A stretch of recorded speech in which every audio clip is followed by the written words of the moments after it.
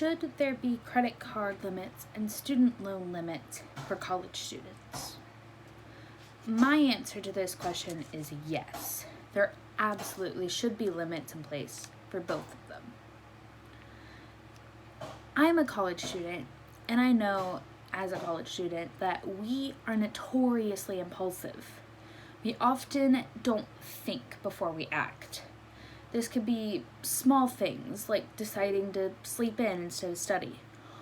Or we could make $1,000 purchase that seems right at the time, and then when we get to the next week and we can't pay our bills, we're stuck. Student loans and credit cards can rack up an insane amount of debt for college students. And 10 years from their college life, they can look back on it and go, oh my, what was I thinking?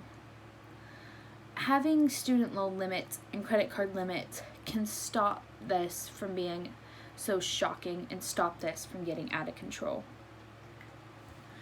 College is a great time to start building up your credit.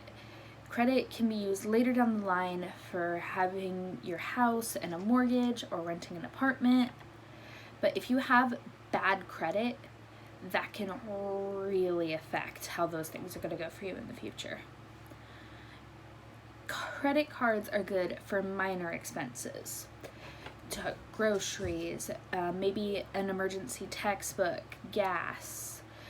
Those sorts of things are good for credit card use, and they're easy to pay off. But when you start trying to purchase all of your textbooks or try to buy a new TV with a credit card, then you may start to run into some issues, especially if those are impulsive buys that you haven't saved up for yet and plan to just maybe cover with your next paycheck. A credit card limit can help you stop before you make that really crazy decision that seems harmless at the moment. And the same goes for student loans.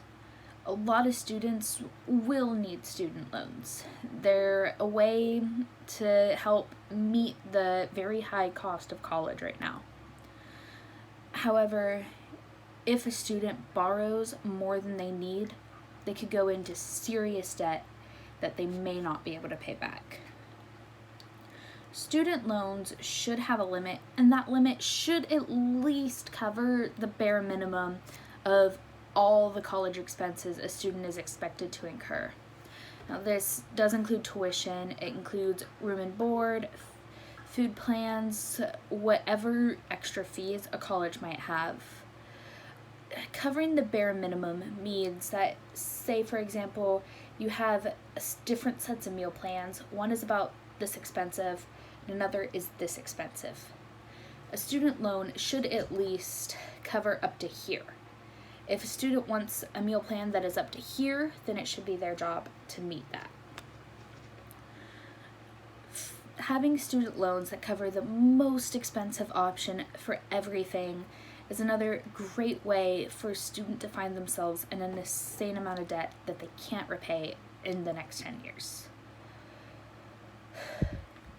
College students are especially vulnerable to this. This may be their first time with money. Their parents may not have taught them how finances work in the real world, and the real world will come crashing down on them if that's the case. However, having card limits and loan limits can help seriously offset this for students. It could help them avoid crushing debts for years to come.